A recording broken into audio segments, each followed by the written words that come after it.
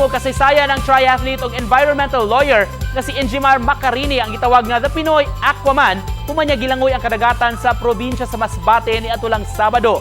Sulod sa 4 ka oras ug 22 minutos, iyang nalungoy ang gilayon nga 10.5 kilometers gikan sa Bugtong Island, PUB Corpus hangtod sa Katayngan, Masbate. Ang iyang paglangoy kabahin sa Bagat Dagat Festival 2023 nga gipahigayon matag Hunyo 24 sa kapiyastahan ni San Juan Bautista.